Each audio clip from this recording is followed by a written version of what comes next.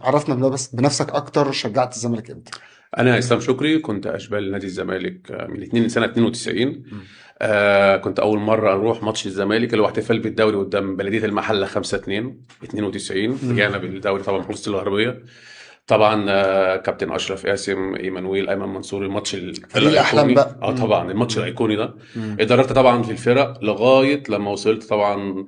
طلعت بره الزمالك فتره وبعد كده رجعت. كابتن فاروق جعفر جابني من نادي الجيش. طبعا موقف طريف. طبعا كنت لابس 3 شربات زمالك فناداني. كان ساعتها كابتن فاروق جعفر بيدرب من منتخب السويس وعن دوري الترقي سنه مم. 99 2000. فقال لي خد، كنت لسه عيل صغير، فقال لي انت تحب الزمالك قوي سبع كده. سنين بقى. مم. لا، سنه 2000 كان عندي 15 سنه. اه. فقال لي طيب. 2000. فروحت طبعا نادي الزمالك. كان بيدربني كابتن طبعا الفضل على كابتن سامي الشيشيني طبعا. وكابتن شوقي حسين. الجيل طبعا بتاعي كان هاني العجيزي، حسام اسامه. حسام اسامه ده كان حاجه رهيبه طبعا. حسام كان مهاجم رائع، حسام أسامة. رهيب بس بس ما حظه. كملش حسام يعني مع الزمالك، مشي بعد كده بسرعة. هزيمه الترسانه في كاس مصر هي دي الفكره، مم. مع انه كان جاب جون في الماتش ده وكان مهاجم جميل جدا. كان بدايته معانا. بدايته كانت مبشرة جدا. والله العظيم انا بستغرب حسام اسامه ده ازاي. مم. والزمالك بعد ما مشي من الزمالك حسام اسامه وهاني العجيزي راحوا بلديه المحل. تمام. هاني تألق في البلدية بعد كده فراح وراح كابتن حسن الأهلي. حمدي راح جابه من بلديه المحل. اه. كان معانا طبعا وائل زنجه. كنت طبعا. انا طبعا سيرد باك قدامه مساك. كان معانا فشور، معانا طبعا احمد عبد الرؤوف حبيبي احمد. اه طبعا. كان معانا محمد ابراهيم الاولاني فيرون اللي هو ابو شعر اللي راح الاتحاد بعد كده. اه. معانا احمد عبد المحسن.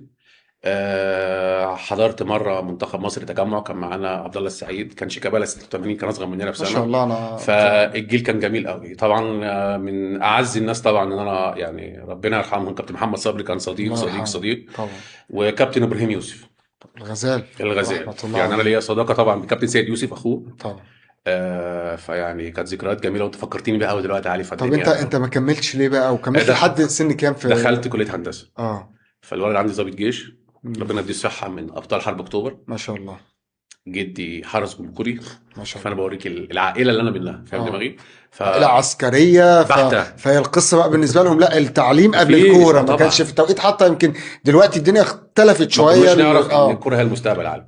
انما في التوقيت اللي انت بتتكلم عليه كان هما بيبصوا للدراسة والتعليم اهم من انت اي حاجة، انت داخل وخصوصا انت. هندسه، داخل هندسه. مم. كرة ايه وبتاع، انت انا بتكلم اللي بيتقال لي. في التوقيت ده ده. حتى عمتي قوات جويه كانت مع الله يرحمه طبعا رئيس الراحل حسني مبارك، اه. فالجو كان عنده كله جيش وانت داخل كليه هندسه. بس برضه يا اسلام، انت كنت تقدر يعني، مثلا انت ذكرت اسم الكابتن ابراهيم يوسف. كابتن ابراهيم يوسف كان رجل من 2004. المؤسسه الشرطيه، وكان راجل ضابط شرطه.